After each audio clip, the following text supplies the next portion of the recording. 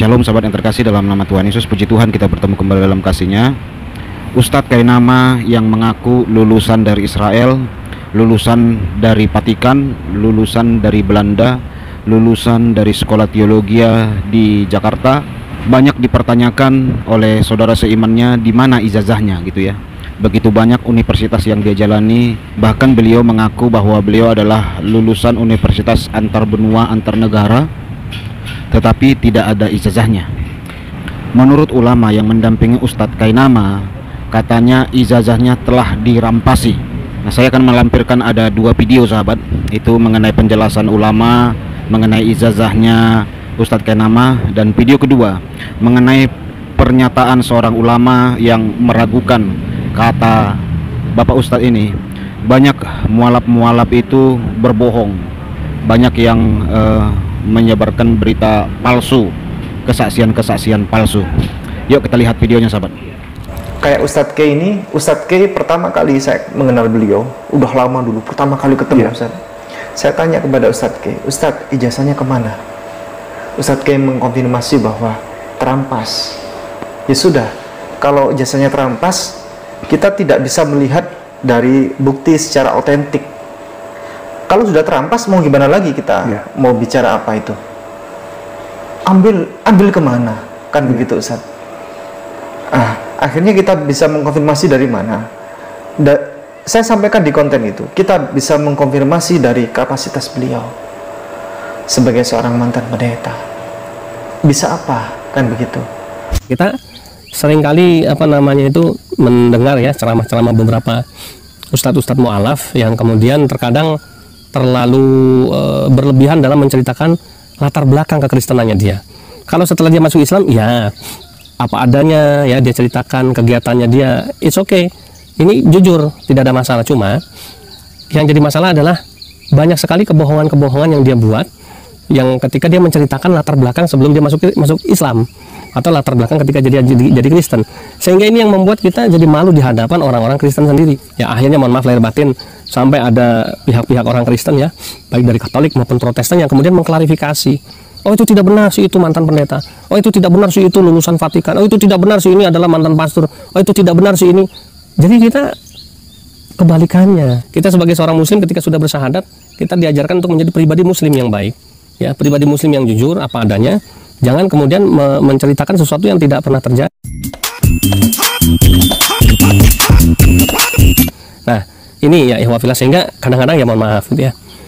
Kemudian sampai ditantang sama orang Kristen ya, baik Protestan maupun Katolik, untuk menunjukkan mana ijazahnya, ijazah S1-nya, S2-nya, S3-nya.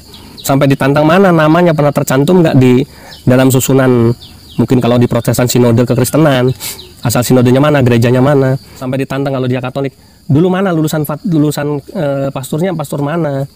Tapi kemudian semuanya diam ya, seribu bahasa. Tidak ada klarifikasi, tidak ada yang bisa, mualaf-mualaf tadi yang bisa menceritakan kebenarannya. Kebaliknya malah justru menuduh orang Kristen ini telah berbohong ya. Nah, ya misalnya contoh lagi ya, ada mualaf yang teriak-teriak menantang-nantang orang-orang Kristen berdebat ya, dengan segala kehebatannya ya, kemudian orang-orang begitu percaya sama dia. Tapi ketika dilayangkan surat tantangan debat, undangan ya, di telepon untuk menghadiri acara debat tertentu, nggak pernah nongol batang hidungnya, tidak pernah mau muncul. Nah ini bagaimana seperti ini? Kok nantang-nantang orang Kristen suruh debat ya sama dia, tapi dia sendiri ya sudah dikasih kesempatan, sudah diundang, sudah dipersilahkan, tidak pernah mau hadir dengan alasan ABCDF yang lebay sekali gitu ya. Nanti Indonesia nanti bisa keos segala macam. Alah, pencipta hoax terbaik ternyata menghebohkan sebuah negeri. Mari kita semua mengambil pelajaran dari kejadian ini.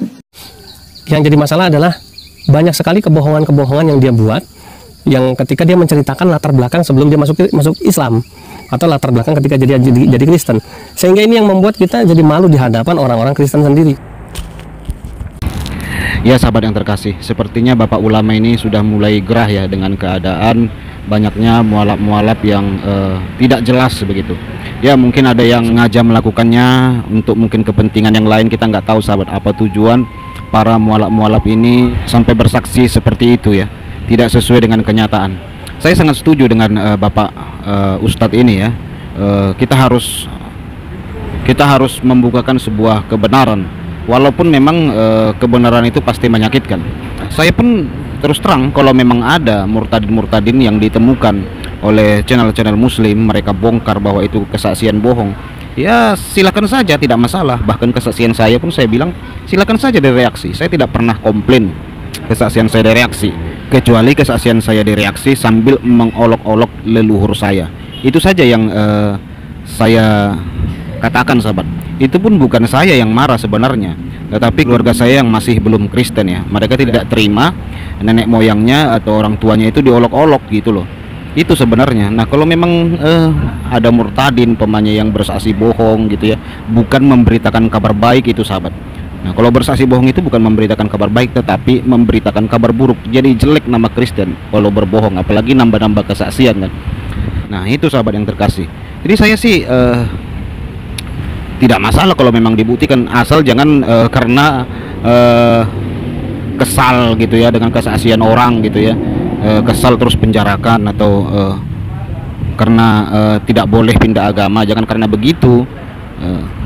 Tetapi kalau memang ditemukan dan memang nyata gitu ya, ya silakan. Seperti kemarin saya waktu Pak Yusuf Manobulu ditangkap oleh pihak yang berwajib, saya kan langsung katakan di dalam sebuah video, semua yang bersaksi termasuk saya di channel Yusuf Manobulu, kita persiapkan suatu saat kalau kita dipanggil, ya kita sudah siap, sahabat. Ya minimal kan kita punya bukti-bukti ya. Kalau tidak punya bukti surat-surat, ya pasti kita punya bukti kuburan nenek moyang kita yang harus kita tunjukkan atau kita fotokan, kita tunjukkan ke pihak yang berwajib kan gitu kan. Kalau memang keluarga kita semuanya sudah masuk Kristen umpamanya, kan tidak ada lagi sisa yang muslim. Nah, berarti nenek moyang kita kan muslim dulunya, pasti ada kuburannya, sahabat. Pasti ada peninggalan sejarahnya atau apalah. Nah, minimal kan bisa kita tunjukkan bahwa kita muslim, atau teman-teman sekolah kita kan gitu, teman sepermainan. Masa kan tidak mungkin seumur hidup kita tidak punya teman, sahabat. Waktu sekolah kan pasti kita punya teman ya. Nah, itu kan bisa juga menjadi saksi membuktikan bahwa kita tidak berbohong dalam kesaksian kita. Nah, macam-macam, sahabat. Tetapi kalau para mualaf-mualaf ini memang saya melihat banyak sekali, sahabat.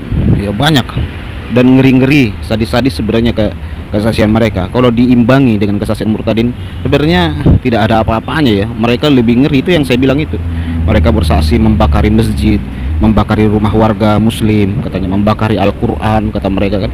Itu kan sudah di luar batas ya. Nah, itulah sahabat yang terkasih. Kita harus bersyukur juga buat reaksi-reaksi apapun itu, kita harus bersyukur, sahabat. Kita anggap itu sebagai pembentukan, pemurnian dalam kehidupan kita. Supaya apa? Supaya kita bisa menjadi bejana yang jauh lebih indah.